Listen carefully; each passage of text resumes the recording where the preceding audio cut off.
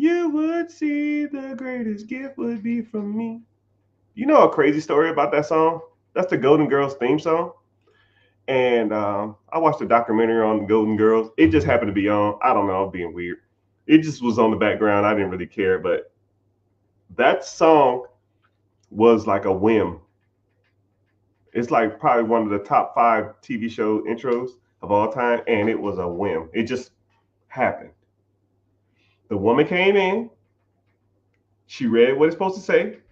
She said, "Hey, I gotta be at another event in 10 minutes."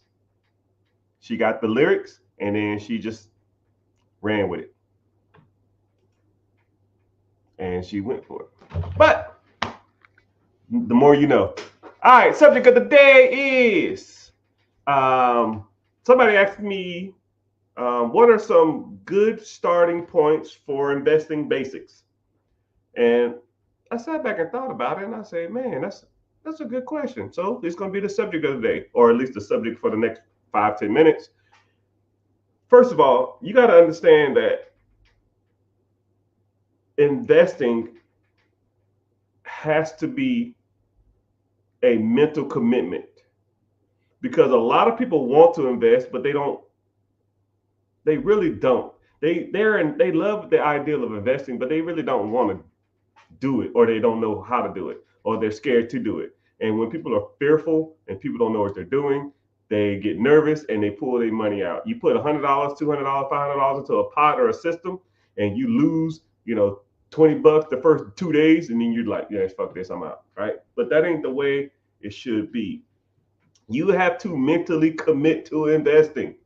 It is what it is. You can't just wake up one day and say, hey, I want to invest, and I'm gonna throw my money into this pot and I'm gonna check it in a week and hopefully I make triple my money. No, right? You need to set a time goal and an allocation goal, not just freaking I'm gonna put a little money in here and hopefully it work out. It ain't like quick money. It ain't like gambling. It ain't like forex. It ain't uh, crypto or sports betting or parlaying and any of the other crap. You can't just throw money into something and hopefully it works out. It doesn't work like that. So first of all, you got to mentally commit, and then you got to allocate. Allocation is taking a certain amount of money every month and putting it into the pot, regardless of how bad things get. No matter how much you struggle, no matter how broke you are, it doesn't make a difference. I do not care what you are going through because I promise you, whatever you think you're going through that's bad, I went through probably worse. I went through, you know, um, dude, it was bad. Bottom of the barrel, eating bean weenies, freaking eating mystery meat, asking friends for $10, $20, $5. You know, it's bad. Homeless, broke, sleeping in my brother's closet, sleeping in my brother's car, asking my brother for money, getting into it with my family. I didn't have it. So when people say that, man, it's always something, oh man, I'll start investing next month when I get ahead. No, you need to start doing it now. And then I'll give you another quick point because I don't want to harp on this too much. You know what I mean? You have to start investing. I call it windfall money. It's the money that you get when you didn't expect it. Things like tax returns, things like things like birthday present money. Um, your mom want to bless you with some money. Your parents want to bless you with some money. An inheritance, a insurance claim, lawsuit money come through, or whatever. You know, you have to take that money and put it to work, and don't worry about trying to get ahead or trying to worry about staying afloat. Right? We all are going through the same things, regardless of how much money you make, or how much money you're bringing in, right? I'll say you're bringing in 4,000, 5,000. Let's say if I'm bringing in 500,000 a month, I have the same struggles as you do. I have bills, I have creditors, I have lines of credit I have to pay. But you know who gets paid first? I do. And that's the difference between middle class, low class, upper class, and rich and wealthy people. Rich people will always pay themselves first. If I got an account and let's say if I did $50,000 last month, $30,000 of it is going to investing. And then I'm paying my bills with the last 20.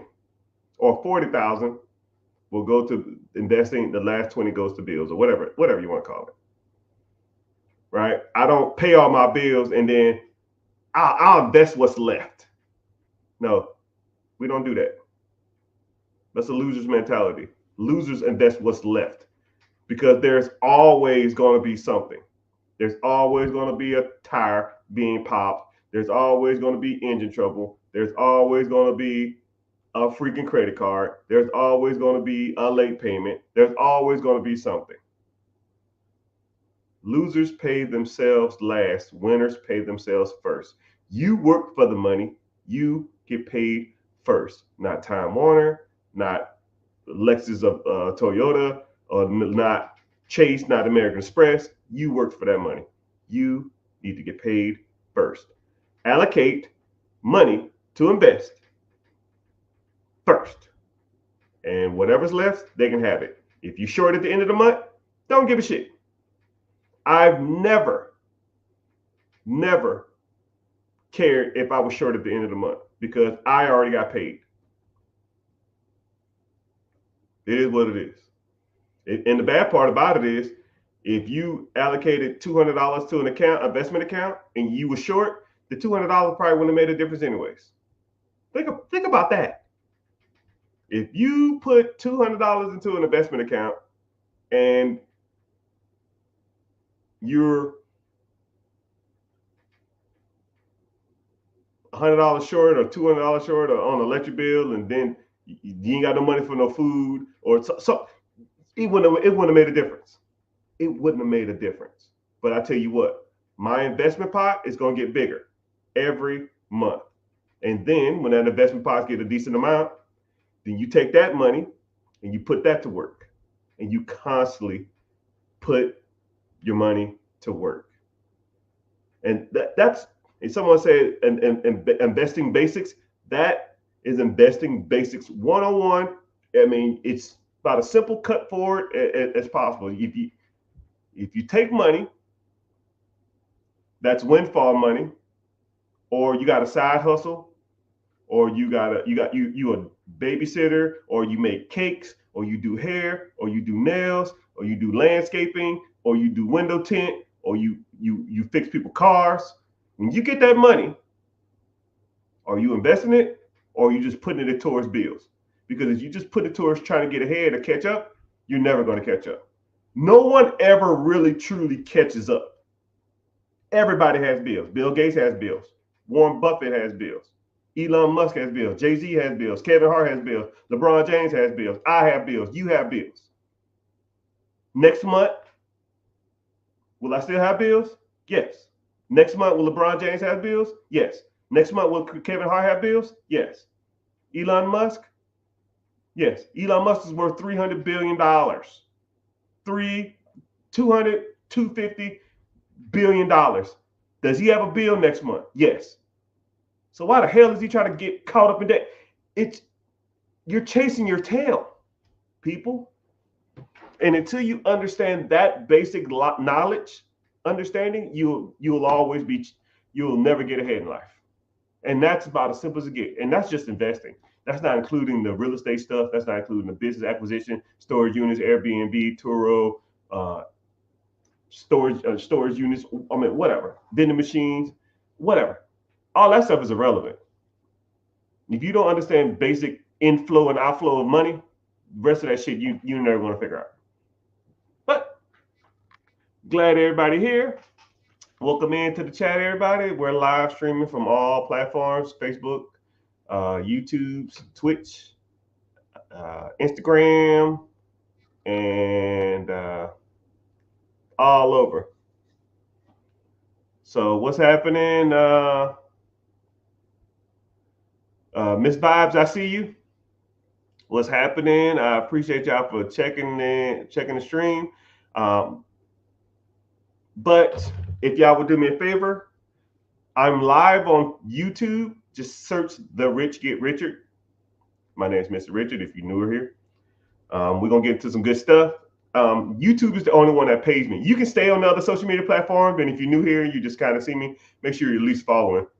But head over to YouTube, and also too, YouTube comments feed into my feed first, so it actually helps me out, and I actually get paid there too. So you can stay here for all you want to. I'll answer pretty much every question live, and I'll try to get to your question as soon as possible. You just got to, feed your questions.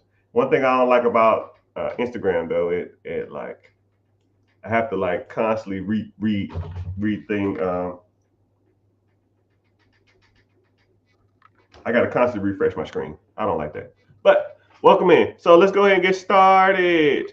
If you have any questions or preguntas, and see what you want to talk about. So initially, I just started off talking about investing because a lot of people. I'm trending on a couple of social media sites for talking about basic investing. So just that's kind of the subject we're talking about. So individual asked, they wanted to start a trucking business. Okay. I tell people all the time, in this modern age, there's no point of starting anything. Why reinvent the wheel when the wheel has already been invented? Just buy the wheel. Would you go to eBay and build a car? Would you go to Home Depot and build a house? You might can get a better deal, or you can tell people I have a sense of accomplishment. But I mean, houses are already built. Cars are already built.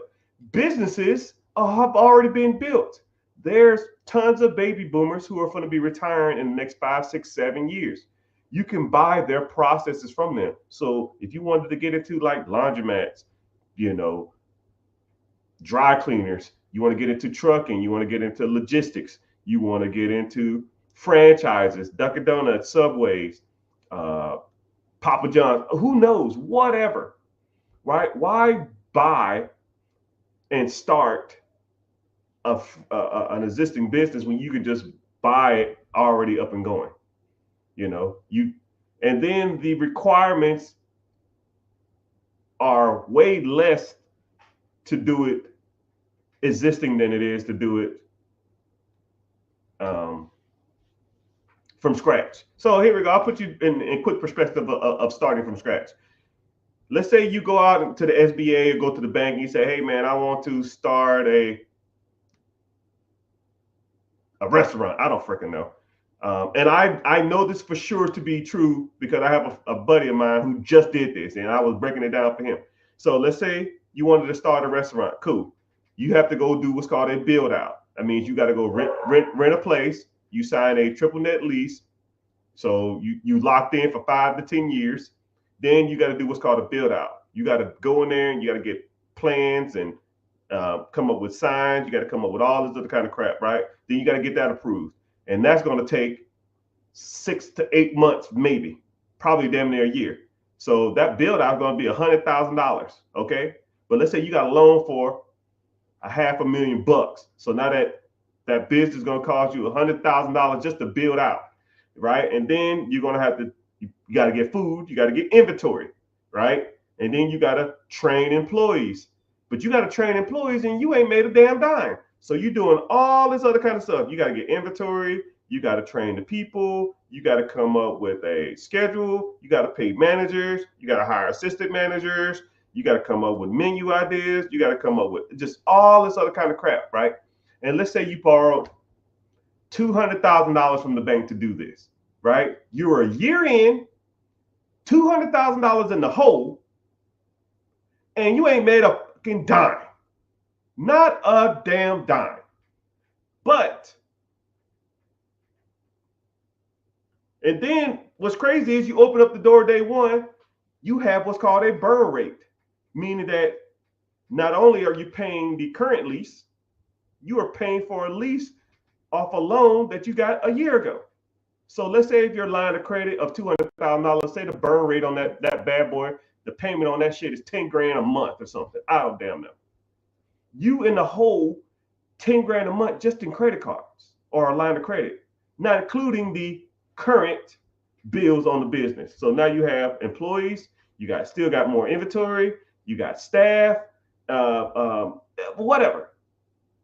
Right? So now let's say that burn rate is another $10,000. So you're a negative $20,000 a month and you ain't made a freaking dime. Okay? Not a dime. Negative $200,000 in the hole, and then you're losing 40, $10,000, $20,000, $40,000 a month. So you got a damn sale. Let's say the average meal is, I don't know, $10. You got a 28% food cost. You got a 12% employee cost. That's 40%. And that's not even including taxes. I'll give you another 10% in taxes. So you sell everything, that's $5 out the door. So $5 comes in. So, basic math, if your burn rate is $20,000 a month divided by $5,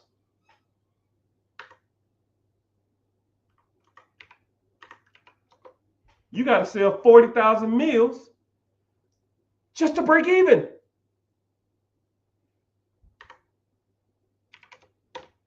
So you need 133 customers just to break even. I ain't talked about marketing. And then you got to get your name out there. And if nobody knows about you, you're screwed. But let's just say there's a business for sale. Same concept that you wanted to come up with. Maybe it's 5-10 minutes down the road, 30 minutes down the road. Who cares?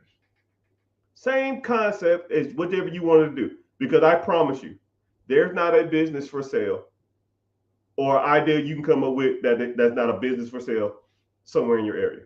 I promise you. Whatever idea you have in your head, there's an older person who's turning 60, 65 that had the same idea 40 years ago. And he already did it. He or she already did it. You can just buy their process. Now let's say that same business is down the street for sale for $500,000.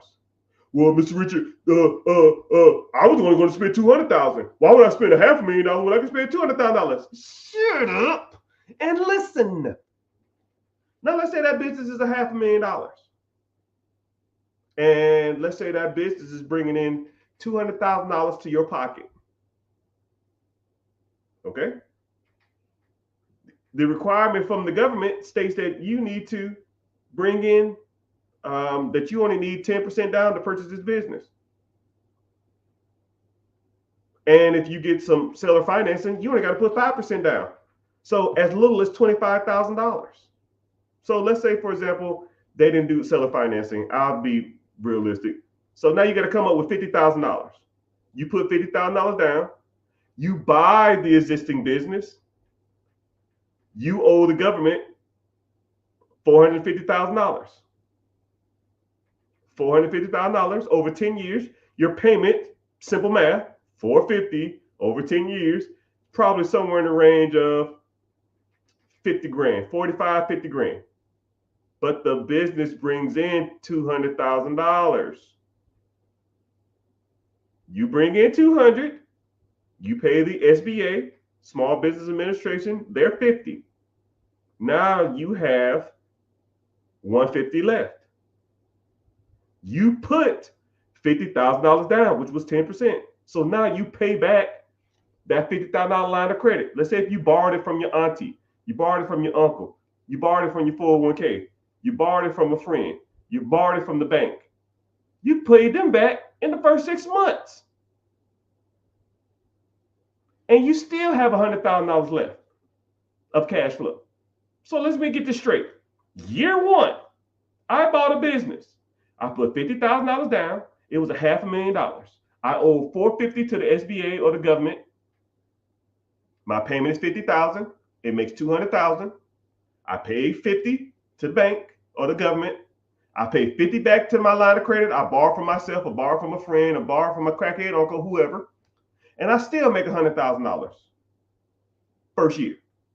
So you can spend a whole year building out a business to lose $20,000, $30,000 a month, or you can buy a business, put a tenth down, make money day one. The government's happy because you're continuing that service in the community. The line of credit that you borrowed, the $50,000, or whoever you borrowed that from, they're happy. They got their money back. You're happy because you're going to make $100,000 a year from a process that you just bought. And, everybody's winning. And the person that you bought it from is happy because they got their money and now they can go and retire. Win, win, win, win, win. All I do is win. And that's how the game works, people. At least when it comes to business acquisitions.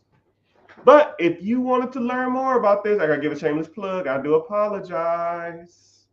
If you want to learn more about this, I have a webinar this weekend. This Wednesday at 9 p.m. EST. Links in the bio. It's called Be Your Own Boss. Sign up. I don't sell your information. If you want to come to it and just learn a new way to think outside of the box that you've been conditioned to your whole life, because you have been led astray, my friend. You've been taught your whole life to go out, do good in school, get a job, go to college, get married, buy a house, have kids. And none of that shit is financially growing. None of it works. You've been led astray. You've been chasing the rabbit down the hole for 10, 15, 20 years probably, and it ain't worked out for you. You're learning your information from people who are broke. Teachers, broke. Your parents, broke. Grandparents, if you had a blessing to meet them, probably broke. Your freaking neighbors, broke. Your friends, broke. Your college professors, broke. Your co-workers, broke. Your damn boss, broke. Broke mentally and broke financially. Because they think that they're getting ahead and they think they got some power in the world because they're telling everybody what to do, making an extra $2 an hour. It's trash. Trash.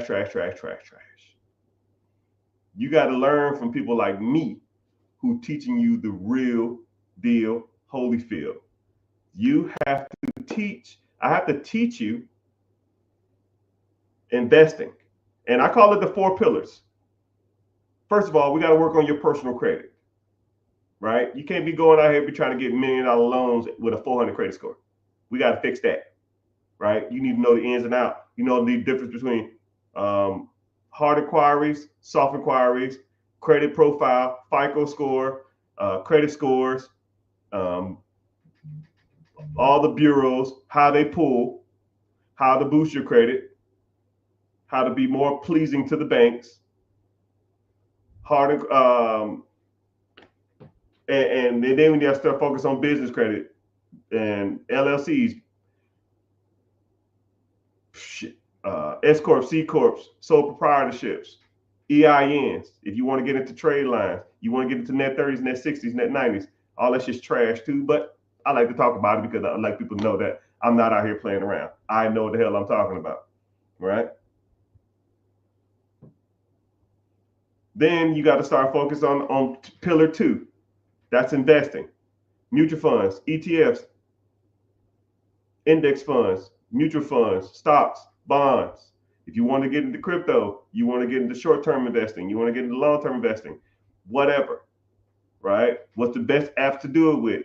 What's the easiest way to do it, right? I need more money. We got to start teaching about trimming the fat, because a lot of people have a lot of fat in their bank account, a lot of it. Because if you sign up for a one-on-one or a coaching program or something, first thing I'm gonna do, yeah, bro, let me see the fat. Oh man, I don't have a lot of bills. I don't have a lot of bullshit. Let me see. Netflix, Hulu, Disney Plus, Carvana. I mean, not Carvana. Lyft, Uber Eats. Dude, what the fuck, man? Uber Eats last 6 months. Click. It says right here you spent $1,400 in the last 6 months on Uber Eats. Not only are you too lazy to cook, you too lazy to go pick it up. That's a double negative.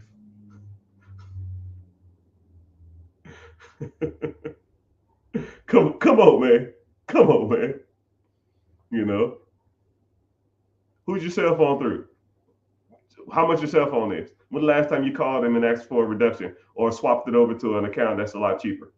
When the last time you called your car insurance and asked them for a plan reduction? You know, you can go, I'll give you a tip right now. You can go to your car insurance website, put your exact information in it, get a new quote. If it's cheaper than the quote you have now, they will honor the new quote.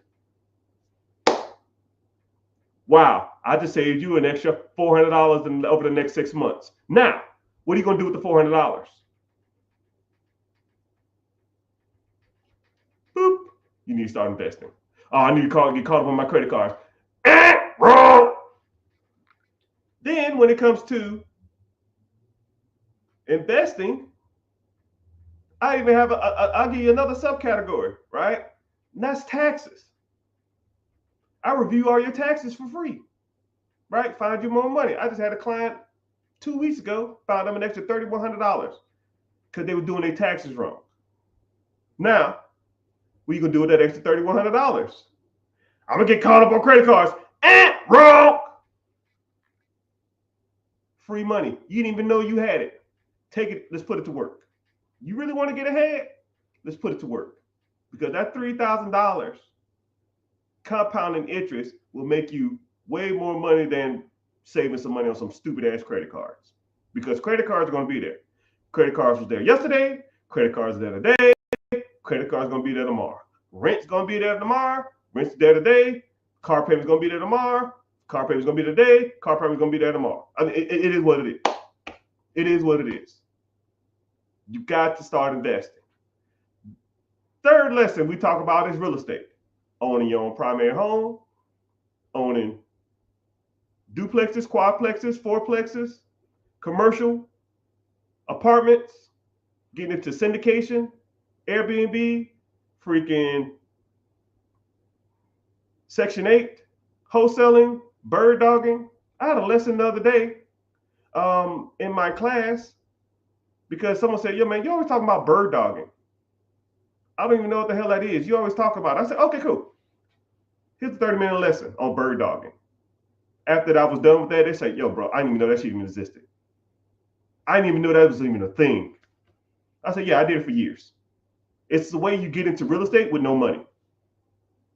Oh, man, I want to get into real estate. I ain't got no credit. I ain't got no money. Cool. Bird dog. What the hell is that? Sit back. But all the ways, lease option, tax liens, sub-2, lease to own. All the different ways you can buy money, owner financing, bird strategy, creative financing. It's tons of ways to make money in real estate. You just got to know how to do it. You got to be taught from people that talk about this type of stuff, not go to college and do good in school and work hard. Work hard at what? Does it look like I'm working hard? Work smart. Put your money in shit that's going to make you enough money so you don't have to work hard. Working hard is for suckers. Then the last pillar that I always focus on is ownership. Owning processes that make you money every day. You're not going to get ahead working a 9-to-5. 3% of all millionaires work a 9-to-5. And you know they're doctors, lawyers, engineers, nurses, traveling nurses, and stuff like that. Right? If you don't have a high dollar skill, or if you're not bringing in damn near $150,000 to $200,000 a year to your 9 to 5, it ain't happening.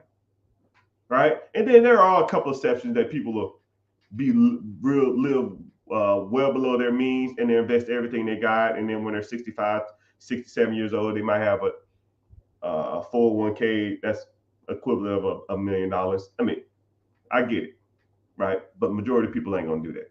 You got to own processes that make you money while you're sleeping. If I own a business, my business makes a sale, and I pay my employees, I pay my staff, I pay my overhead, and then I pocket $400, and that transaction happened at 6 o'clock in the morning. I didn't do nothing for it. Now, how many processes can you own that pays you $500 a day that you do nothing for? Infinite. Now, let's say there's a process that pays you $500 a day, but you got to work 12 hours a day. How many could you own? 2 max, and that's $1,000. And now you tired as hell and complaining that your back hurts and that I ain't getting paid enough for this. But if you own a system that pays you $100, $200 a day that you do nothing for, you wake up, you check your account, you might call your team, wish them some luck, you might pay a little money here and there, say here's a gift card, thanks for your hard work, and go about your business. You got to know how to find those systems. Businesses, laundromats, storage units, Airbnbs, vending machines, whatever. You got to learn about those systems, and nobody is going to show you in your circle. Your teachers, your college professors, your friends, if you got roommates, your co-workers, your family, your mom, your pops, your brothers, your sisters, your kids, right? I'm not trying to be an asshole, but they don't know what they're talking about. I listen to people talk for 3 minutes when it comes to money, and I almost just like, I don't even want to hear it no more.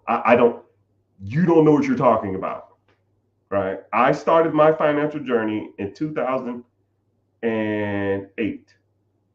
I bought my first piece of real estate, and I listened to every financial book or read every financial book in the library. Every one. 107 books, and I'll never forget it. I read a book a day, which was rough, but I didn't know. I had no fucking clue, but I know I wasn't going broke again. And I tell you what, the things that I learned from all those books, and I've been applying them all through the years, and I know what works and I know what don't. Right now, I don't know, 6 figures a month, easily. Right? Some months I do better, some months I do worse, but I don't care. And then all that money comes in, and I reinvest it, because that's the game. Pay myself first. I just gave you that lesson. But if you're interested in this type of stuff, you like talking about money, you like talking about different ways on how money works, you done with the rat race, you tired of the 9 to 5, right? My last push, and then we'll get to some questions. Click the link in the bio, join the free class. It's called Be Your Own Boss, right? I don't sell your information. If you come through, you listen, you hang out for a little bit, ask me a couple questions, and if you want to move forward, we move forward. If you don't, you never have to hear from me again. I don't care. I was fine before you, and I'll be fine after you.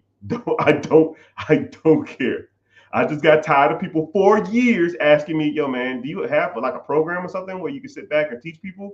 And cool, I'll walk you through that process. I'll show you what I have to offer if you're interested, and if you are, right? But you get a lecture before we even start, right? I'll break down a lot of this financial stuff before we even start. So, yeah. So let's go ahead and get started. Somebody says, I want to own a laundromat or a dry cleaner that is absentee, but what if my manager quits? What is your fail safe? Okay, good question. What if your manager quits?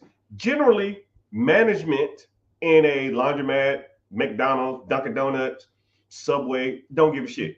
Management typically are older people for the most part. Older people generally have families.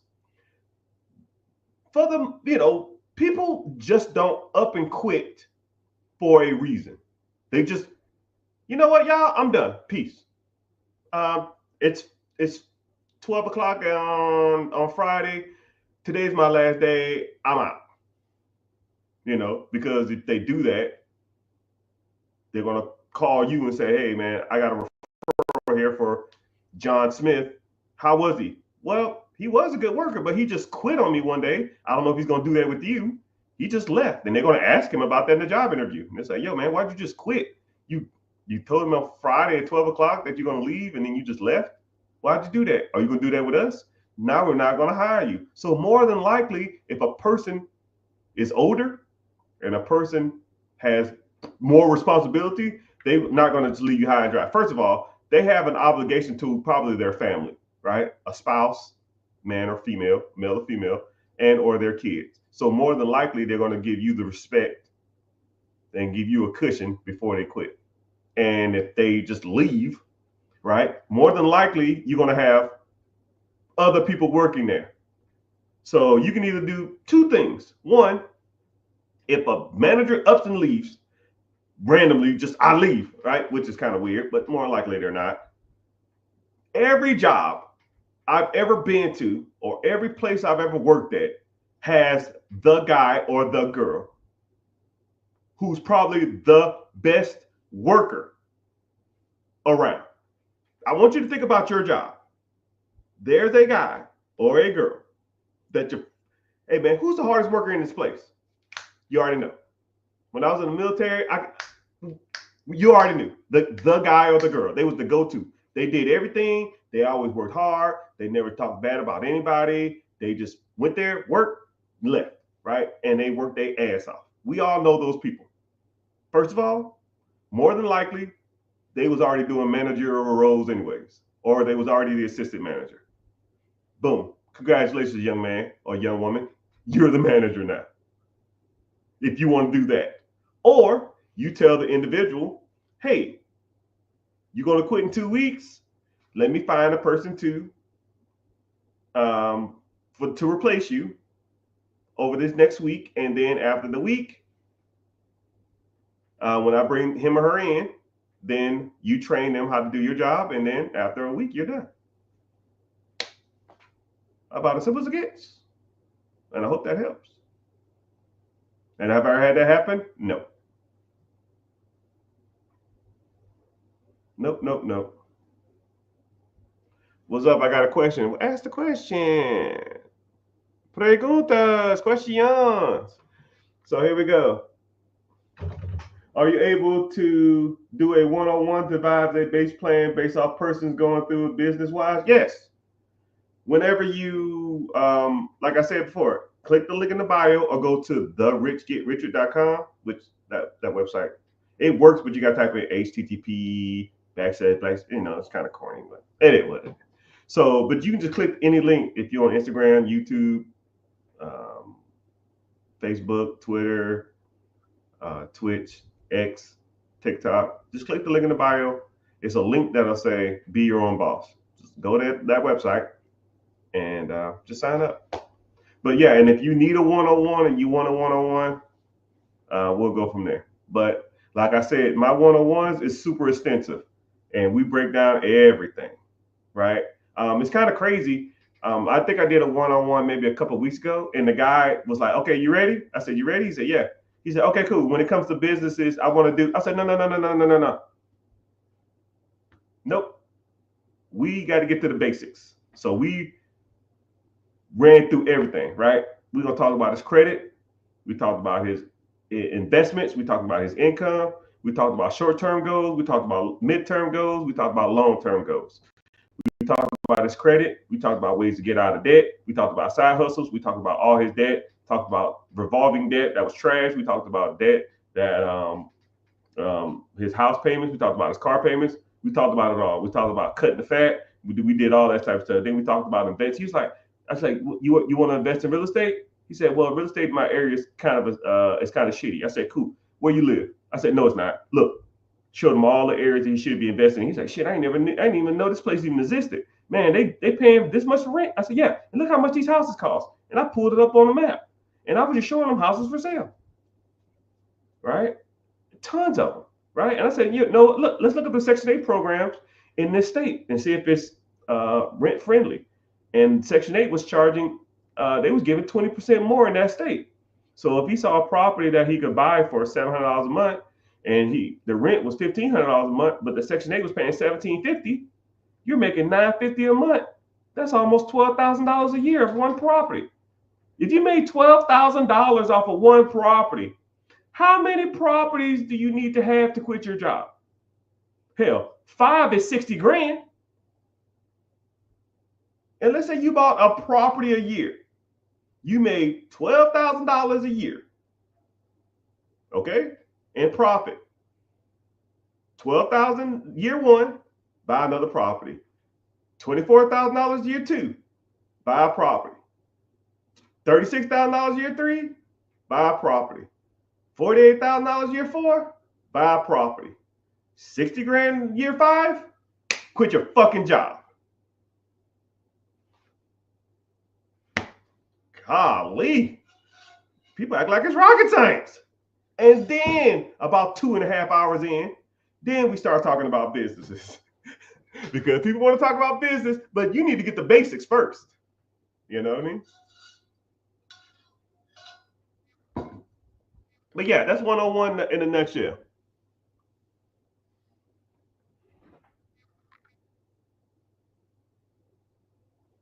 Quick question. Go ahead, ask the question. I'm zoning. Whatever y'all want, man. I'm giving it. I'm giving y'all the game.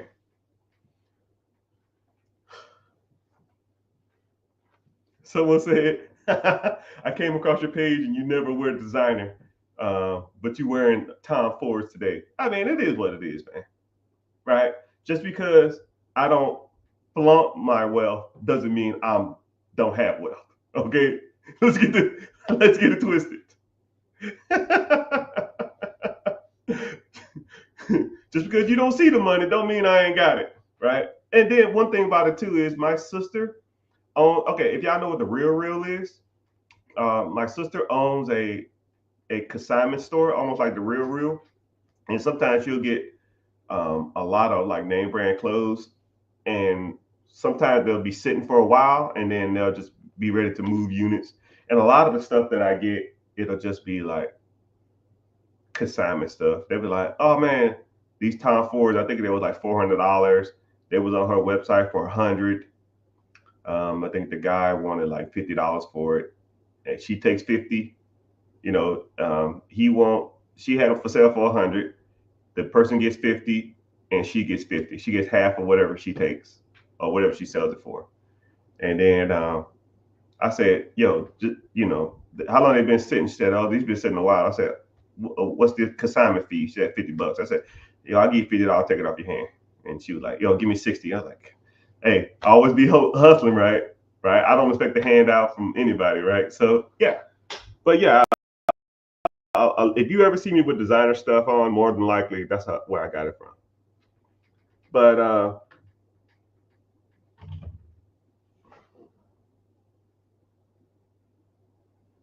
someone said, I wonder what the payment's going to be on a $450,000 loan. Hey, simple math, man. The average SBA loan is about 10%.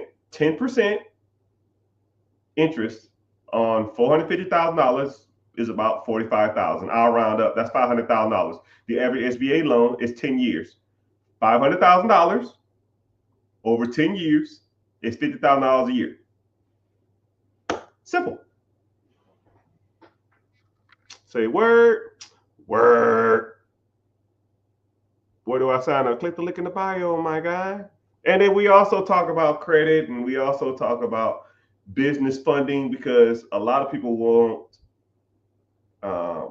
don't have access to capital, and I'll show you how to raise capital, how to get your own capital. If you get access to capital, how to properly liquidate it, because sometimes these banks be charging like 20, 30, 40% to get access to this money. in the form of cash. And there's better ways to do that. I try to do. I'll show you how to do it. Do you think private A investments like Energy X is long-term investments? I don't even know what Energy X is. I'm kind of simple on my investing. I'm not out here trying to chase. I call it chasing chickens or chasing pipe dreams, man. Oh man, I'll give you a great example. It was about when I started making a decent amount of money. I started getting into like some crazy investments. That's where I learned a lot of my hard knocks. 2012, 2013, there was a company drilling off the coast of Africa. They had some new oil refinery technique that was revolutionary. And they was doing 90% returns month over month for the last like 6 months or something. I said 90%. I said, if I put $100 into this stuff, I get 190 back in a month. And then after the month 2, I'm at what? Damn near $350. I said, sign me up. Bro, I forgot what I put in, like 15 grand or something. And that 15 grand turned into almost $90,000 in the first, I want to say like 13 months. And I was like, hell yeah, I'm going to ride this out. I ain't going to long-term invest this. And, before I knew it, my $90,000, and dude, it happened so fast. It comically was probably over the next 2, maybe 3 months. My 90,000, I was like, okay, cool. I'm gonna ride it down a little bit, and if it gets a little lower, I'm gonna get out of it. It got down to almost like $45,000 to $50,000, and I was like, yo, I'm done. Right? I still made 4 times the money. I put in 15. I got what 45 out of it, 50 out of it, but I was up 90. Right? But I thought it was gonna be a long-term play, and then every once in a while I go check on this fund or this stock. And that shit's, dude, they went to the trash. Moral of the story is, people, if you want to invest, stick to what you know. I got a simple rule when it comes to investing. Has your mama heard of it? Has your kids heard of it? Will it be around in 10 years from now? And do you use it, or have you seen other people use it on a daily basis? And what's the and will I get a return on my money? It's simple as it gets. Okay. Has my mom heard of a company that drills off the coast of Africa? No. What about my kids? No. It doesn't have long term. I thought it did. Do I use this every day? I guess I use oil every day. I don't know. Not really from off the coast of Africa. Probably not. Okay, cool. Amazon. Has your mama heard of Amazon? Yes. Has your kids heard of Amazon? Yes. Will you get a good rate of return? Yes. Do you use Amazon? Do people use Amazon every day? Yes. I mean, good. Let's go. Simple as it gets. Someone said it's an emotional thing, not pulling out at 90K. Yeah, because if that was the case, I'm gonna put you on a new mindset of thinking, people. If you put in 15 and you got up to 20, most people will pull at 20. Most people will pull at 30. Most people 45, 60, 65, 90. I mean, what got you to 20 is going to get you to 30. What's going to get you to 30 is going to get you to 50. What's going to get you to 50 is going to get you to 100. Right? You just ride the ups and downs. It went up and it went down. It went up, it went down. It went up more, it went down. It went up, it went down. And I just got to 90, it went down. And then it went down some more. Then it went down some more. And I was like, okay, cool, it's going to go back up. And it's going to go down some more. It's like, and then it says an emotional thing. No, none of this is emotional. I don't take anything financial personal. None of it. If I put my money into a fund, I lose all 10. Too bad, so sad, never do it again. Learn from your mistakes, press on. right? And I always see people that'll do that too. Man, I was up, and man, I don't give a shit what you was. What we gonna do today? Do you have the money now? No, cool, don't care. What we gonna do today? Let's focus on that, right? Someone said, what is the best industry to buy in New York City? There's a lot. It's comically, there's a lot. New York City is kind of one of those weird places, you know. But if you can make it there, I guess you can make it anywhere. I had a client that was in New York City. No, not New York City. I think there was in New York City, and they was looking at a business to buy in New York City. We found them like 4 of them, comically, in about 15 minutes, and dry cleaners, laundromats, moving services, sub shop, sandwich shop, bodegas, corner stores. I mean, all of that stuff, man. There's tons. You're at the mercy of the market. If you go look at what's for sale in New York City now, you can go back in 6 months from now and it'd be something totally different. Just like if you're looking for a specific car to buy, you go in 6 months and it'll be a whole different car. You go look for a house, you look in 6 months from now, it'll be a whole bunch of different houses. So it just depends. It really just depends on what you want to get into and what you want to, what's your risk tolerance and stuff like that. Somebody said, I want to buy a plasma center. Actually, I seen one for sale. There was actually, those things are more prevalent than you think. But you got to be careful because some states require you to be licensed as a owner. So I don't know what state you're in, but let's say, for example, if you want to buy a property management company, some states require you to be a property manager or either have a real estate license. If you wanted to be if you wanted a dog grooming business, some states require you to be like have a vet tech certificate or something.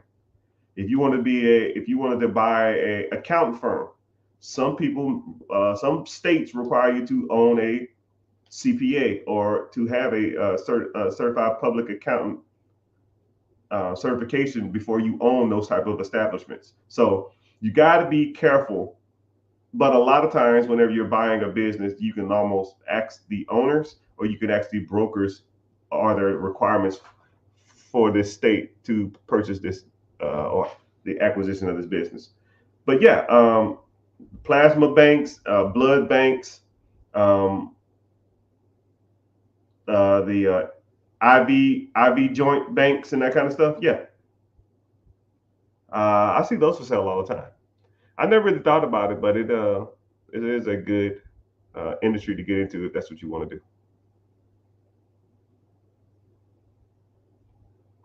So let's get to the question. Preguntas. Yesterday we had a good lecture. Yeah, yesterday that bird dog stuff, man. We talked about being a bird dog, which a lot of people don't even know that even exists. So yeah, in class we talked about being a bird dog, and yeah, people got value from it.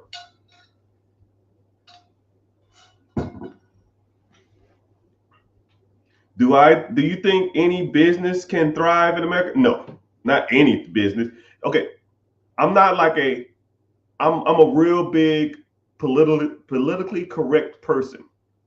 I don't like saying all or none of anything, right? Can no person make it in America? That it's grammatically incorrect. Does every business make it in America? Grammatically incorrect. Do I think that anybody with my personal opinion, with the right mindset, the right know-how, the right coaching, and the right steps, I feel anybody can be successful in America. I'll tell you like that. Anybody who comes through me, I feel like I could get you right. You just have to implement. You have to put in the work, right? I could tell you how to make millions and millions and millions of dollars if you just take the information and be like, yo, that was dope. No, come up with a plan. Like if we coached or you was in the program or I worked with you, I'm gonna give you plays. Every time we meet, I'm gonna give you 3 or 4 different plays, right? And all you're doing is like double dutch, right? Airbnb, nope. Syndication, nope. Airbnb, nope. Sub 2, nope. Section 8, nope. Buy your first rental property in a rent-friendly area. Yeah, I like that one. And that's all you do. You got to get into it, right? You can't sit back and do this all day and double dutch. You gotta hop your ass in eventually. You can't just sit there and, oh man, this is good information to learn. No, you got to do it, right? Will you be scared? Yes. Is it nervous? Yes. Are you tapping into something that you've never done before? Yes. But you will get a little rush, and it's kind of like a little adrenaline that'll come. And once you do that, you do it a couple times, it's almost like, dude, what the hell was I waiting on? It's almost like when you drive for the first time. When you drive for the first time, you're kind of scared, you're kind of nervous, you don't know what you're doing, you're kind of fearful. You think, oh man, everybody's gonna wreck, people are gonna crash into me, I'm gonna die. I saw a statistic that a lot of people die in cars. I don't never want to do this. You give it 2 years, you got the seat back, you don't put on your seatbelt, the music blaring, the windows down, you talking on the phone, you're texting, you're eating at the same time. It's the same thing. It's the same thing. Over time, when you do some of this stuff, it will just come natural, and you will just easily just start looking for the easiest, fastest way to do it. If you buy one rental property, you can buy two. You buy two, you buy four. And you buy four, you buy 8. And then you buy 8, you can buy 16. And then after that, now you're looking for package deals, right? Or what they're called, portfolio deals, right? Those are the best ways to scale too, man. You got a old investor who has, I don't know, 30, 40, 50 properties. Shit, why buy a whole bunch of single family homes, one a month, when you can buy 50 in the damn portfolio? Cool. How much are all these properties worth? I had them appraised at $2 million. Okay, well, what you want for them? Give me 1.6. Okay, well, 20% of 1.6 is 320. You put 320 down, you got $400,000 worth of equity. You pretty much get your money back as soon as you sign the shit. But that's how you scale. And then the rent will pay for your down payment. I mean, let's be real, people. Let's be real, people. But commercial break, y'all.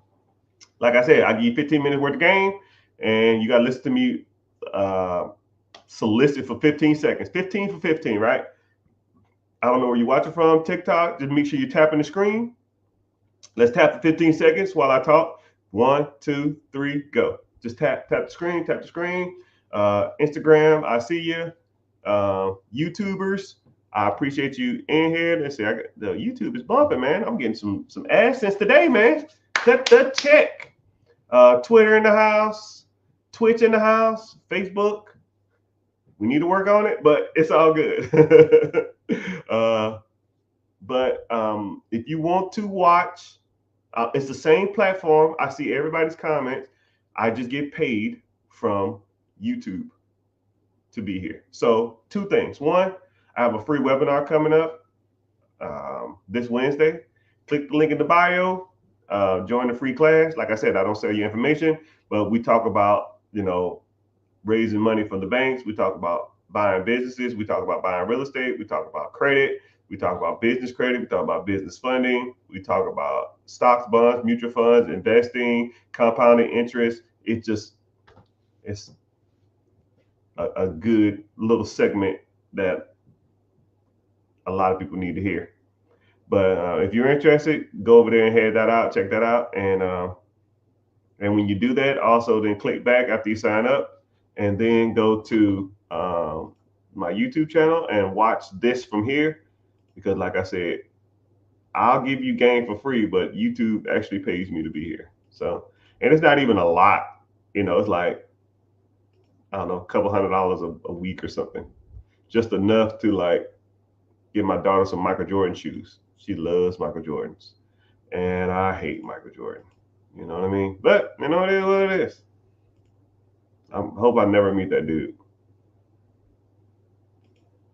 But it's all gravy. It's all gravy. Why is Bitcoin considered the new gold? I don't know about that, Playboy. I don't know about that one, Playboy. There's no standard for Bitcoin, one, and it has no utilitarian value, right? I can't go to Walmart and say, yo, I have one Bitcoin. Let me buy this TV. Until there's an exchange for an exchange, a basic unit of metric for a certain currency, it won't be accepted. And that ain't happening anytime soon. So that's just my personal opinion. What is the best first asset to buy or invest in? Like I said, I believe in the 4 pillars: credit, investing, real estate, businesses. You can almost do all 3 of them at the same. You can do all 4 at the same time, right? I'll even give you basics. Boom, you got a 401k at your job? That's investing. Do you have a personal house? That's real estate. What do you own that makes you money while you're sleeping? That's the business. How's your personal credit?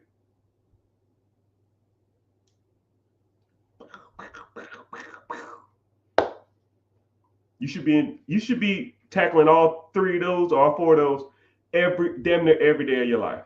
Every day of your life. And the more you do it, the bigger the scale you get, right? You start out with a $200 credit card to build your credit, and then you work your way up to a $500 credit card. Then you work your way up to a $1,000 credit card. And then you work your way up to a $10,000 credit card. And then you start getting into the platinums and the black cards and the gold cards and the centurion cards, right? It ain't like fishing. You don't go out to a boat. You don't get on a boat and throw out a fucking hook and catch a marlin after 30 minutes of fishing. It ain't happening. You're not gonna catch a 2,000-pound fish after doing something for 30 minutes. No, it's steps to this, right? Investing. Do you have a 401k at your job? Cool. How much do they match? Cool. How much do you contribute every month? Nothing? Wow, that's free money. Well, Mr. Richard, there's tax ramifications. Shut your ass up with that shit. Are you investing? They're gonna match your money. Well, Mr. Richard, the corporations use your 401ks. I don't give a shit what they use. They're giving you free money. And you complaining that a rich corporation is using you as a tax benefit? How about you complain that they make a dollar off the dime they give you? Complain about that. If you want to fucking complain about something, complain about how you give 40 hours, 50 hours, 60 hours a week to their ass, and they don't give a fuck about you. They'll fire your ass tomorrow. Right? You saw that article about that woman that worked at Wells Fargo? She was dead at her cubicle for 3 days before somebody noticed her. You think they give a damn about you? People be worried about the wrong shit. Man, did you see the Kamala Harris speech? Did you see the Trump speech? That shit ain't making me no fucking money. I don't give a shit who's in office. I didn't care who the last president was. I didn't care about the president before that. And I damn sure didn't care about the last president before that. How rich is this motherfucker gonna make me? Oh, none? Fuck that. Don't care. Not a shit about a politics. I don't give a shit about a boss. I don't give a shit about a coworker. How much money is that shit making you? If it's none, piss off. It's just crazy, man. Y'all focus on the wrong shit. Y'all focus on the wrong shit. And I hate to be angry and I hate to be disgruntled. And I just keeping it real, people. I'm keeping it real. Keeping it real, sometimes people don't like it. And if you don't like it, maybe it ain't for you. But I'll tell you what, if it makes me $1, I care about it. And if it don't make me any money or takes money out of my pocket, it can piss off. You know, I don't devote my energy to shit that takes money out of my pocket. Don't care. Don't care. Did you see the debate last night? How about I debate? I got a debate for you.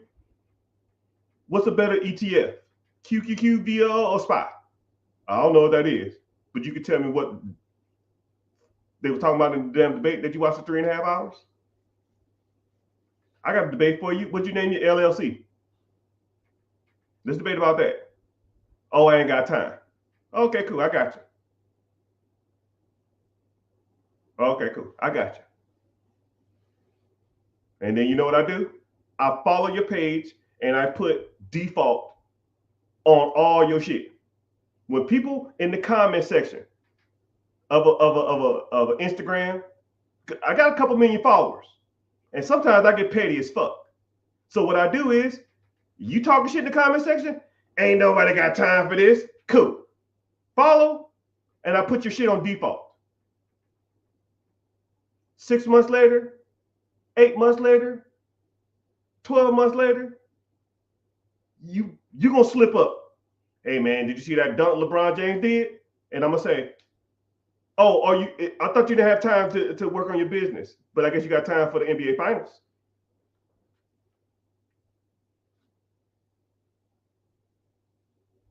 Block. I'm that guy. I'm that guy.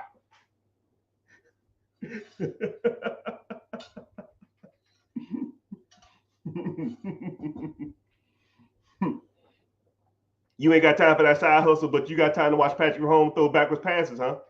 Okay, cool. I got you.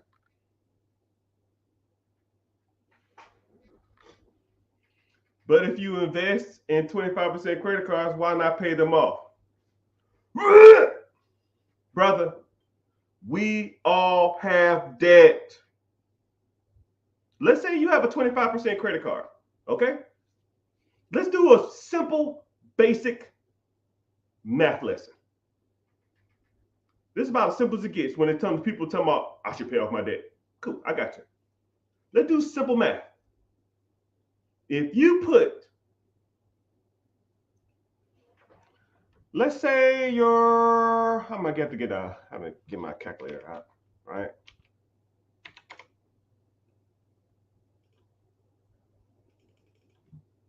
Let's say you have a 25% interest credit card, which, god dang, that's a lot.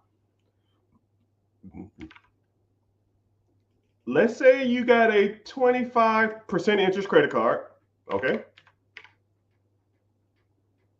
And let's say your payment is, I don't know, $400 a month, right? You send twice as much, okay? Twice as much, which is $800. You're going to pay that credit card off, and let's say you owe, I don't know, $5K. You're going to pay it off a little faster, but you're still going to take probably a couple years. And now let's say you pay the minimum, okay? Instead of you paying $800, you pay $400. And now you take the $400 and you invest it in an account, okay?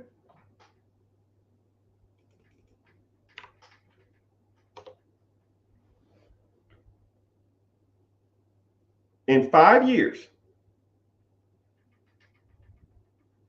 that account, the extra $400 you put into that system, would be worth $36,000. So you can pay off a $5,000 credit card at 22% interest, or you can invest and have an account with $36,000 in it. Like I said before, we all have bills. I can do way more with $36,000 than a paid off credit card. Because all you're going to do is go charge that shit right back up anyways. It's revolving. You think you learned your lesson the first time? Or the second time? Or the third time? Or the fourth time? When I pay these credit cards off, I'm never doing this again. And then what happens? Never do again. Happens the next month. I mean, stop me when I'm lying. I'll wait. I meet people who are 23 years old with credit card debt. I meet people who are 32 years old with credit card debt. I meet people who are 42 years old with credit card debt. I meet people who are 52 years old with credit card debt. I meet people who are 62 years old that have credit card debt. You think you're smarter at 62 than you are at 22? No. Most of y'all are just as bad with money as a kid, as a middle-aged adult, and as an elderly. Nothing changes. But what does change is the amount of money you have in that account. And now let's say you put $400 in this account every month for 5 years. Okay? That 5 years you got 35,000, right? And now let's say you do nothing else with that account. Okay? You don't put no more money in that account, just the extra money you was paying on that stupid ass credit card, right? And then you leave it in that account for another 10 years. $35,000 in a simple ETF for 10 more years. You would have $147,000. So would you rather still be paying on that damn credit card that you still gonna have, but now at least you got $137,000. Now you can do some stuff with that, right? You can borrow against your investments. Mr. Richard, what? What the fuck does that mean? That means that if you have a portfolio, stocks, bonds, ETFs, index funds, mutual funds, you can go to the bank and you can say, hey, man, I have $140,000 worth of stocks. Can I take a loan against this? They say, yeah. Here's 90% of the value of that. You got 150 in there. They're going to give you a what? $1.30? Damn, I didn't even know they can even do that. Yes, that's how rich people do it. You think Elon Musk sells his stocks? No, he just borrows against it. You think Jeff Bezos sells his stocks? No, he just borrows against it. And borrowing money, you don't have to pay taxes on debt. So you get a loan for that amount of money. Use the money, you buy another asset. Once that asset brings in money, then you pay off the loan you got from the bank. That's how it's done, my friends. Y'all are hustling backwards. Paying off fucking credit cards early does not make you rich. Paying off your car early does not get you ahead in life. Paying off your house early ain't the play. Investing, reinvesting, and reinvesting into shit that pays you while you're sleeping is how you do it. Not having more debt is not it. Like I said before, I guess I could call this topic, we all have debt. I have debt, you have debt. Name your favorite celebrity. I used to have a huge crush on J-Lo. She got debt? What about Halle Berry? She got debt? Does LeBron James have debt? You think LeBron James, he has a $80 million house in LA. What do you think he did? Bought it cash? He's worth $1 billion. You think he bought his house cash? No, he didn't put a down payment. Come on, he borrowed against it. So now he doesn't have to pay capital gains tax on that money. It's just a dead asset. He borrowed against it and he pays the monthly payment from the income he got from his other investments. Boom. He bought a pizza company that pays him while he sleeps. When that money comes in, he pays his house payment. Boom. His earned income from dribbling the ball up and down the fucking court all day makes him income. He takes the income money and invests it. Stock funds, mutual funds, his own businesses. Now that income pays for the cars, the Lambos, the house, the clothes. You think he's paying for that with his paycheck? You think LeBron James was worth $1 billion 2 years ago and now worth $1.5 billion 2 years later? Off a salary from the NBA? Y'all got a lot to learn, dog. Y'all got a lot to learn. In this game of money, you think you got it figured out. Y'all are rookies. Y'all are rookies. Y'all ain't got a clue how this shit works. That's why you need somebody like me to teach you. Yeah. Someone said, okay, I hear you now. I hear you. I see you too. Hell yeah, you can borrow investments. Yeah, you can keep borrowing on investments, right? I'll give you a great analogy. I always use this as my Elon Musk analogy. Elon Musk wanted to buy Twitter. Twitter was evaluated at $10 billion. Okay? Twitter was worth $10 billion. The people didn't want to sell it. Elon Musk said, I give you 20 for it. We're not selling. I give you 30 for it. We're not selling. I give you $40 billion for it. And they said, hey, we'll take that deal. So what? Elon Musk is worth $200 billion. What do he do? I'm going to sell $40 billion worth of stock? No, you goobers. No, that's dumb. If you sell your stocks, you got to pay taxes on that money. But what did he do? He went to the banks and took out a loan against his stock portfolio to buy Twitter. He purchased Twitter with 100% debt.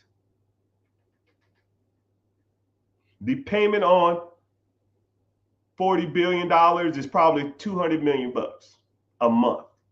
And now y'all thinking, man, I got to pay this debt off. I got to pay this off super fast. No. Say if Twitter brings in $350 to $400 billion a month. 400 comes in, 200 goes out, you pocket 200. Simple as it gets, people. Now, if Elon Musk can do that at a $40 billion level, you can do it at a $40 million level. Hell, you can do it at a $4 million level. Let's keep going. You can do it at a $400,000 level. You can do it at a $40,000 level. Let's say if you have stocks or 401k, and let's say you have $60,000 in that account. And I see it all the time. Hey, man, I'm thinking about cashing out my 401k. Why? Because I need the money for something. Borrow against it. That way, your money can continue to make money.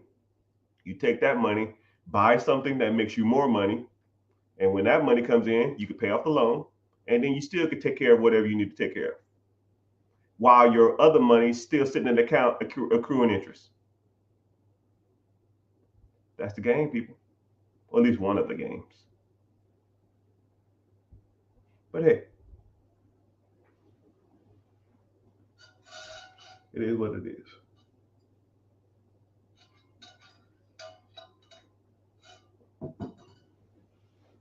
Michael Jordan, he said, someone said Michael Jordan put them on all the game. I don't idolize celebrities, first of all.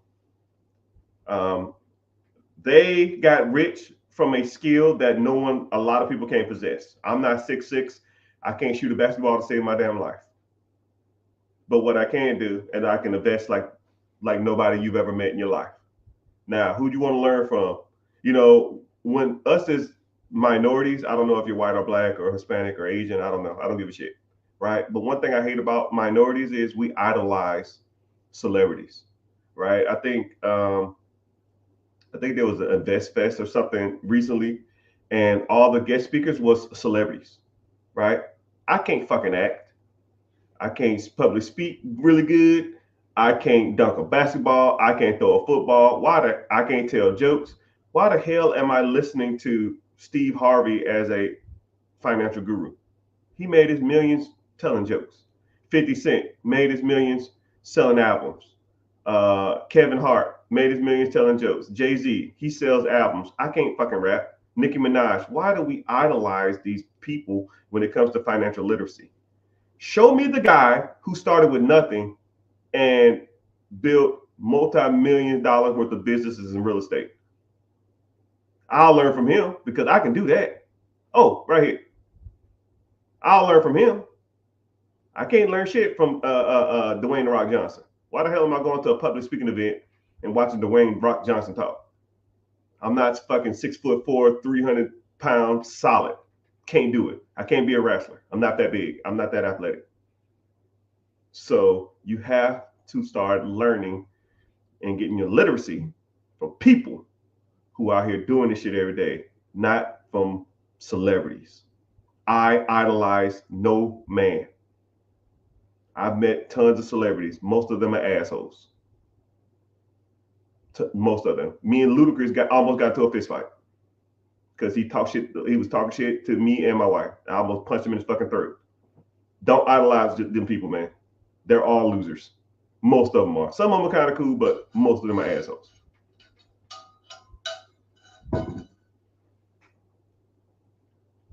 Baby mama be getting. No, I don't want to hear that shit. Someone said baby mama be getting in the way. I don't want to hear that. Nobody gets in your way. Not your mama, not your baby mama. Like, dude. I love my wife, but when it comes to the money thing, she just lets me handle it. She can guide me or assist me on certain things, but I don't do that. Right? I'm out here studying. I'm out here in the streets. I'm out here learning. Your baby mother or your mom or your friend or your neighbor or your boss can't tell you shit. You out here, it's your money. JG Wentworth. You do what you do with it, whatever you want. Right? If it fails, they're not going to be there to help you get up. But if it hits, they're going to have their hand out. About as simple as it gets, my guy. About as simple as it gets, my guy.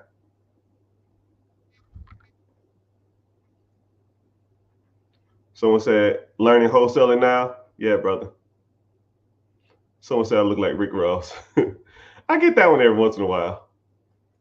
I met him in real life. We look nothing alike. I found a local business that's been established since 1984. How do you talk to them about financing? You got to learn some skills, man. I'll give you one lesson off the top of my head, right? Because, I can't give you all the game, but you found a business and you want to get owner financing, they got to like you.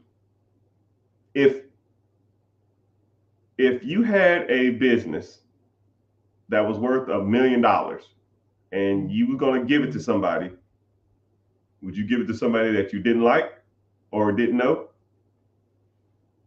Probably not. Rapport. Learn rapport. I'll put you on that. Someone says you was in the military. Did you get 100%? 100% P and T. I don't know what P and T is. Did I get 100% P and T? I don't know what P and T is. But yes, I was in the military. Did 21 years in that hellhole.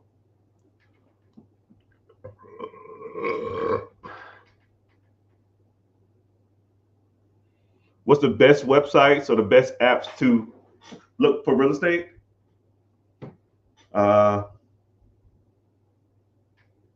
It depends on what you want to do. Depends if you want to get into commercial units. Depends if you want to get into apartments. Depends if you want to get into single family homes. Depends if you want to get into on market or off market, right? If you want to get into off market, if you want to get onto market deals, you can just Google houses for sale. If you want to get into off market deals, you got to start finding people in the areas you want to invest in who have the deals that you want, or you got to start sourcing your deals yourself. When you start making decent money in real estate, then you have to start sourcing your deals yourself. Once you start sourcing your deals yourself, then you're pretty much writing your own checks.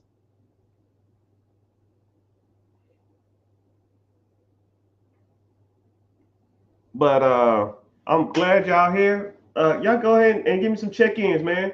Where where y'all from, man? Comment. Make sure you tapping the screen. Tell me where y'all from. Tell me who y'all know. Tell me what y'all, at least tell me where you're from. I don't know. I've traveled all over the world, so I always like to see where different people from, right? And the bad part about it is, I'll even do I was talking to someone about rapport. I'll do a rapport. I'll do rapport with you right now, right? Someone says Harlem. Hey man, Harlem, man. I went to a vacation in New York, but I was in Times Square. I went to some parts of Brooklyn, and I didn't ride the subway, but I really wanted to ride the subway, but I heard it's nasty and it's kind of weird. So I guess next time I go, I'll do that. Um, but how is Harlem? Is Harlem like majority black, or is it becoming like gentrified, or is a lot of white people there, or how is it? Down by Virginia Beach. You know what's crazy about Virginia Beach? Virginia Beach is one of the best kept secrets when it comes to beaches, because it has not a lot of tourists, but it has a lot of locals and stuff like that. Oh, so avoid the subways. You see what I just did, people? I'm having a conversation with somebody about the subway in New York City and Harlem. I went on vacation there, and I barely remember any of that stuff. Like it's just about communication, conveying a message, right? If I had 100K to put into real estate or a business right now, shit, brother, you rich and don't even know it. You are rich and don't even know it.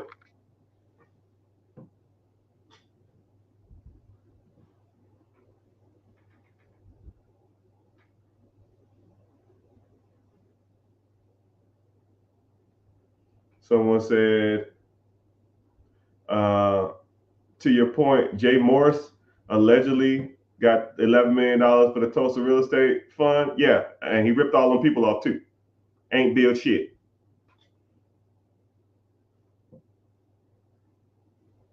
Who's to blame? Him, right? So to take on a fund, I'll even break that down. So there's a guy named Jay Morris. Jay Morris took a whole bunch of money. He raised a whole bunch of funds to start a Tulsa real estate investment group, and apparently didn't build shit. That is syndication Ponzi scheme 101, right? Syndication is when you're an investor, you take pools of money from people, and you find a project and you build the project. However, if then you're supposed to pay those people a dividend.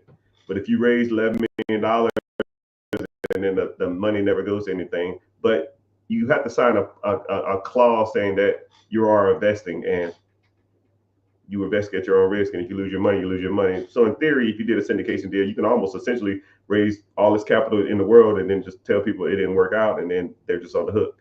It's kind of fucked up. I'm not a huge fan of that shit, right? If I'm gonna take on someone's money and take on someone's investments, but please believe we build some shit, right? I almost think I should get into that, because a lot of people try to send me money to try to raise to buy apartments or buildings and commercial units and shit like that. I don't want to touch anybody's money, but yeah. Moral of the story is that a lot of these gurus out here think they know what they're talking about. They be on some bullshit.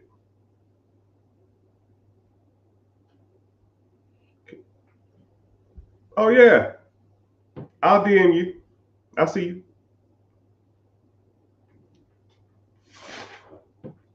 So what we got? Preguntas, questions. Someone said, I have $100,000 cash. You got $100,000 cash. You rich and don't even know it. Kansas City, you are rich and don't even know it, my boy. But you almost, so one thing that if you had $100,000 to invest, you almost got to determine what you want to invest in, because there's pros and cons to real estate. There's pros and cons to owning your own business. And to get started in the real estate is probably a little easier and a little faster, but There's tax benefits. There's capital gains benefits. Um, there's a lot of benefits to real estate. I'm not gonna name them all. I named them in my head, but I didn't. I was like, yeah, I'm not saying all the shit. But to buy in a business, you get a lot of cash flow back, but then you have a cash flow problem. Then you have to pay taxes and capital gains on that too. So they have their pros and cons. I think that's why I try to explain to people what the pros and cons are of having both of them. Right? But there's a free class coming up. Click the link in the bio, join the free class, and we can go from there. No, what I'm saying is that $3,100 pay off instead of investing first. Devin, or I try not to say anybody's names on lives, but I'll say your name.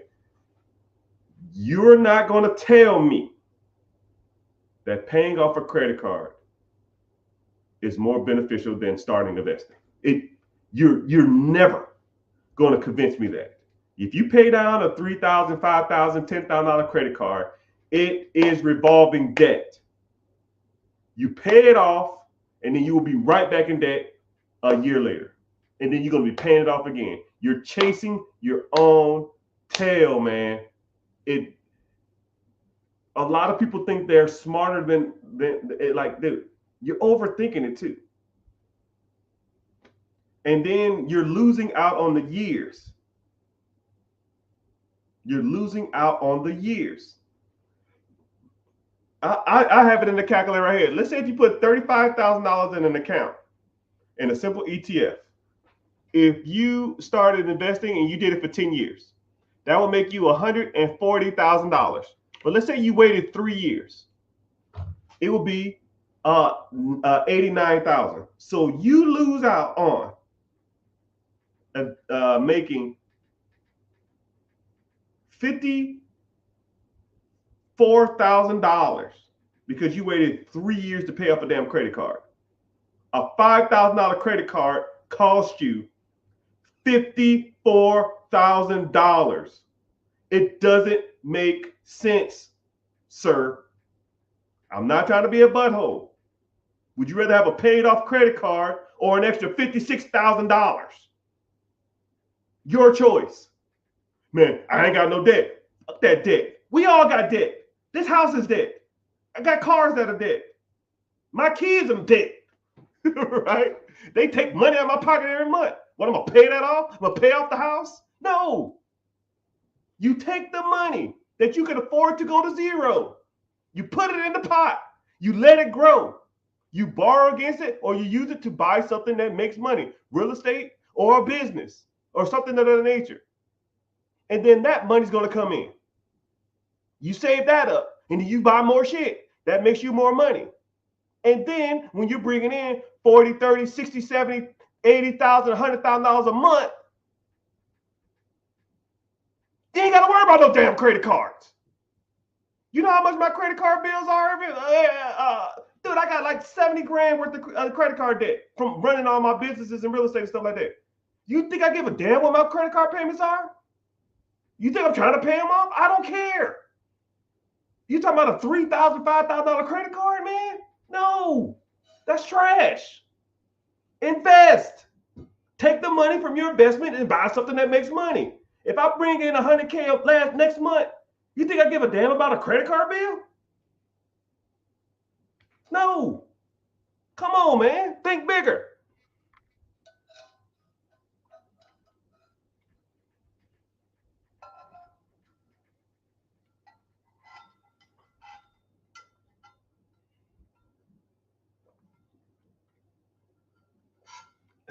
Someone said, I thought you just taught people how to buy gas stations. No, man, I teach you how to buy anything. It just depends on you and what you want to buy and how you want to invest it. I'll show you how to buy pretty much anything.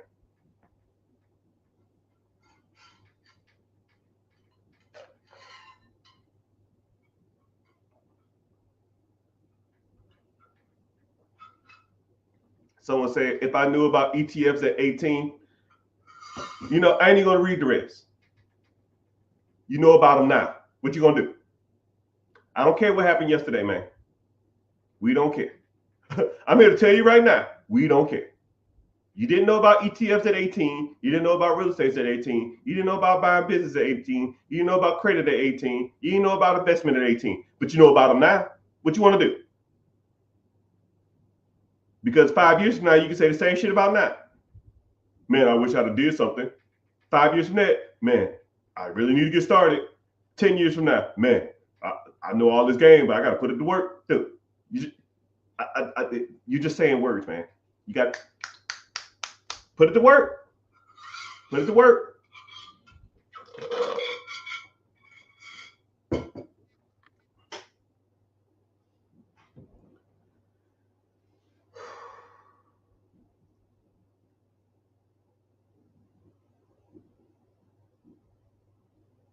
But thank y'all for hanging out.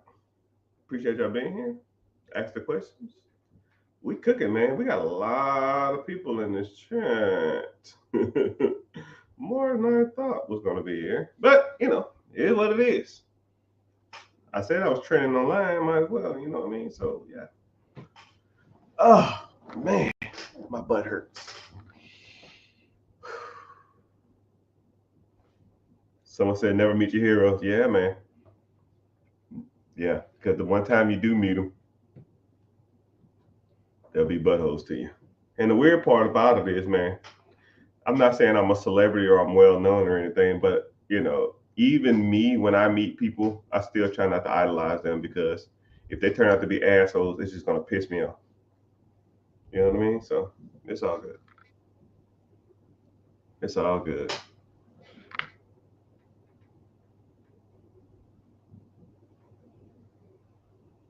Ohio in the house. Nashville in the house.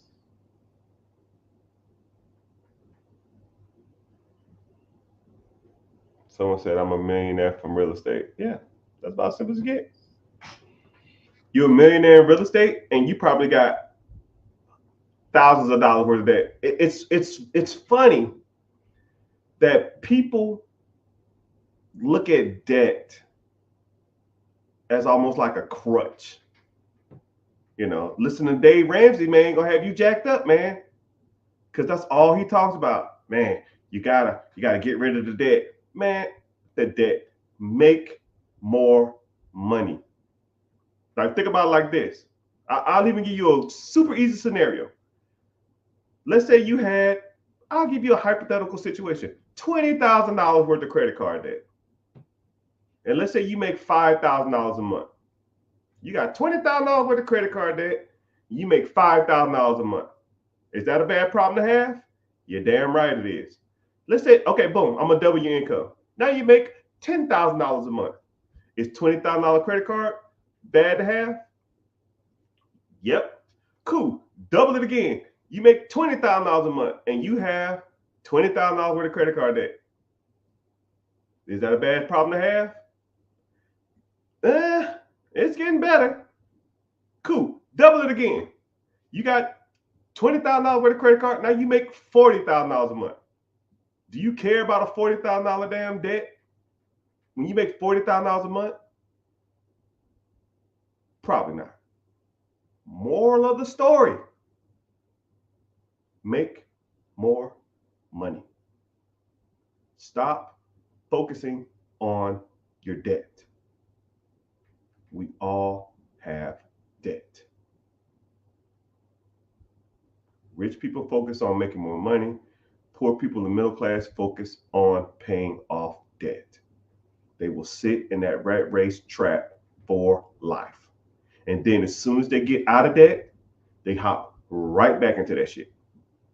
It's like a mouse stuck in a glue trap, and he gnarled his damn foot off just to hop right back in that shit. People pay off 30, 40, 50, $60,000 cars to turn around and buy another 40, 50, 60, $70,000 car.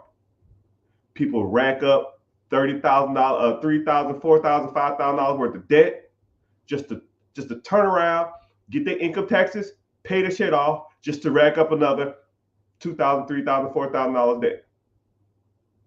It makes no sense to me. Why the hell are y'all buying 40, 50, 60, $70,000 cars? Why the hell are you racking up credit card debt every freaking month? And then say, oh, I got to pay this off. And then you start a little side hustle. You start a little side business. You get some taxes. You get an inheritance. You get some birthday money. And then you turn around and you take the money that you worked for to get ahead just to pay the fucking card off, or to pay the car off just to buy another one. I had one person tell me once, yo, I'm so used to having car payments, even though my car is pretty much new. As soon as I pay it off, I'm gonna go get another one. In their head, that makes sense. I said, you have a 4-year-old car. You bought it brand new, which was a mistake. Brand new, it's trash. You lost half the value. You paid it off early.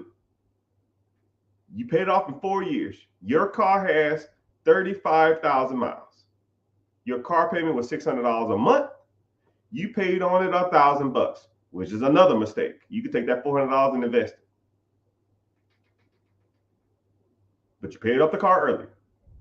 So now, boom, you have an extra $1,000 a month with a paid off car that has 32,000 miles on it. What you finna do? I'm gonna go out and buy another car. Why?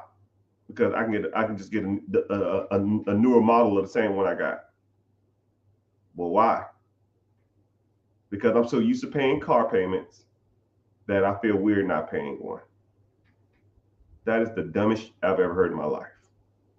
And then 2-3 months later, I see that individual. And then the bad part with the same car, just a different color. Same freaking car, different color.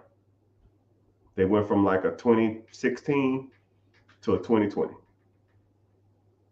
And then the bad part about it is it wasn't even like the upgraded year. You know how they take like 5-6 years with the same car? She got the car as soon as it came out, 6 years later, or 4 years later, same car.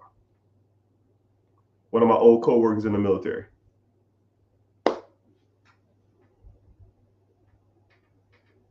That individual will never be ahead in life. Never. Their financial literacy is a -10. They have no skills. They will be a worker bee or in the rat race for the rest of their lives. And in my head, I couldn't even save them. I tried, and I was like, you can just do this. You can just do this. You can just 1 year. Just wait a year. Take the $1,000, put it into some account. 12 grand, get a car there. No. Bought a car for 45, paid it off earlier. The car's worth 20. Trade in the car. They gave them like 16 towards another $45,000 car that they're gonna pay off early. I don't get it. I don't get it. People do that wrong. People don't know what they're talking about. People don't know what they're doing. People think they're good with money, but they are not. I'll say hi. And I want you to, I'm talking literally to you. When you think I'm not talking to you, this is directly towards you, right? I want you to take this as super personal as possible. You think you are good with money. You are not. Not even close. 98% of people are not good with money. 2%, no, you're not. No, you're not. Not even close. The 2% of the people are people like me and people I associate with, and people that when I go to the country clubs, or I go to the golf course, or I go to the tennis matches, or I go to the concerts and go VIP, and I'm hanging out in the lodge with whoever, celebrities and stuff like that, those are the 2%. You're not even close. You're not even in the ballpark, people, right? And I'm not trying to offend you, and I'm not trying to make you mad, and I'm not trying to make you upset. You aren't that guy. I am. And I talk to people all the time for more than 3, 4, 5 minutes, and I know they're not it. You have bad spending habits. You don't understand debt. You don't understand real estate. You don't understand credit. You don't understand debt leveraging. You don't understand debt servicing. You don't even get credit cards right. You don't even buy cars right. Hell, let's say if you really wanted to buy a car, did you buy it in your business name? Did you capitalize on Section 179 of the tax code, which means that if you buy a commercial vehicle over 6,000 pounds, is eligible for 100% depreciation or 20% depreciation over the next 5 years? Did you do that? Well, I don't own a commercial vehicle. Well, what deems a commercial vehicle? Any vehicle that weighs over 6,000 pounds in your business name. What vehicles are that, sir? Tahoes, Escalades, G-Wagons, Bentley Bentegas, Suburbans, Sprinter vans, Mercedes SUVs, Lexus Jeeps, those. You ever like seen a row of SUVs, all black? It's like 5, 6, 7 of them. Yeah, that was all tax write-off.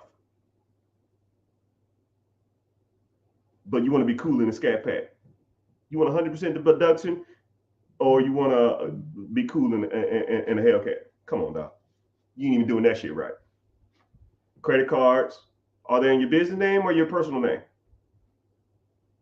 Personal debt shows up on your personal profile. Means that it reflects on your debt to income ratio. Sorry, your credit utilization. Meaning that anything over 30%, they won't even loan you any more money. You get a $5,000 credit card, you charge $2,500 to that shit, you're locked on all 4 bureaus, all 3 bureaus. But business side, they'll give you 5 times, 6 times as much more. So instead of $5,000 limit, you get a $50,000 limit, and it doesn't reflect on your personal side. So you can max that shit out. And they have introductory rates at 0%. Most personal cards don't give you introductory rates. So now you can get $50,000 at 0% interest for the next 12 months, 16 months, 18 months, 2 years. You've been doing credit cards wrong. You're doing cars wrong. You're doing credit cards wrong. You're doing businesses wrong because you want to start your own business. Because I watched Empire. I can build this from the ground up. You're an idiot. That shit sucks. Why take over? Why buy it? Why start a process when you can take the damn shit over? You're doing that wrong too. Right? You renting where you at? Why don't you own? There's 6 or 7 programs that'll give you assistance for a down payment for your house. No person in America should be renting. And if you are, you should be capitalizing on FHA loans, which you can qualify for every 2 years, which is 3.5% down. And if it's a traditional home, you can do that every year or every 9 months at 5% down. You can save that into a mutual fund or your 401k, borrow against that. Now you can use that money for another down payment, rent out your previous house. You can buy a new house every damn year if you wanted to, with 5% down instead of 20% down, which is traditional for an investment property. You're doing that wrong too. I'm the 1%. You're doing it all wrong. You don't know what you're doing. You are not that guy or girl. Every aspect of your business, every aspect of your finances, every aspect of your credit, every aspect of your investments are done wrong. I'm just calling a spade a spade. Sometimes I get tired of this shit. You need to learn how the big boys and the big girls do this shit.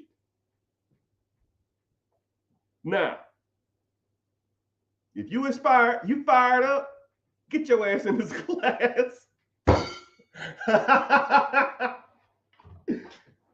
Moral of the story, people. Sometimes you got, I'm kind of Old Testament, right? When my dad yelled at me and my mom yelled at me, I listened to what they said because it resonated with me. When they was upset, it lets me know whatever they were saying. They're saying what they're saying with their best intentions. They're telling you this stuff because they want to see you succeed in life. And they're seeing that you're on the wrong path and you're doing something wrong, and they just want you to straighten that arrow. Okay? Y'all got to do better, my peoples. All of y'all. Sometimes I have the wrong tack. Sometimes I come off as nice, but I am not out here playing around, people. You got to do better. So, last warning before I get off. If you are interested in learning how to do this type of stuff, I'm hosting a free webinar. Link in the bio, my guy. Click the link in the bio. Join the free class. Like I said before, I don't solicit. You won't get a bombardment of text messages. You won't get on no email list. You won't get spam calls. You get a notification before we start. Hop your butt in there and you learn. And then after that, I'm done. You want to learn more? Let's move forward. If not, I can lead the horse to water, but I can't make him drink it, right? But I thank y'all for your time. Social media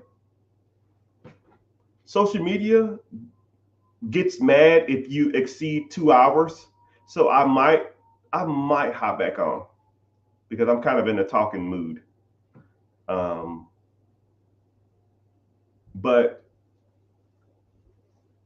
I don't know. But I'm about to head off. But join the free class. If you have any questions, preguntas, shoot me a text message.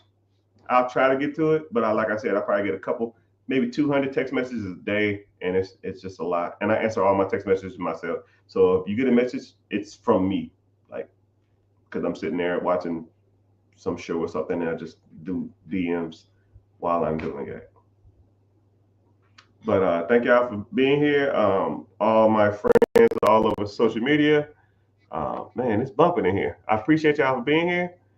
Make sure you're following on all the platforms. I see you in Twitch. I see you on YouTube. Make sure you at least subbing so you get notifications when I'm on. Twitter, make sure you're following. Instagram was kind of bumping today. I appreciate y'all being here. But yeah, I'm about to head off because, like I said, I can't exceed 2 hours. They get mad at me. They literally will like be pissed and like put me on the naughty list. So I might get back on. All right, I ain't got that much to do today. I did want to watch the last 15 minutes of this movie. Right, when I watch like movies in segments. I don't have time, so I watch like 15 minutes, 12 minutes, 18 minutes, 30 minutes, something like 15 minutes left on the movie, and I just gotta, it's kind of weird, right? But hey, I guess that's a busy rich people problems. But I appreciate you being here. Later, dudes. Make sure you're following. Thank you.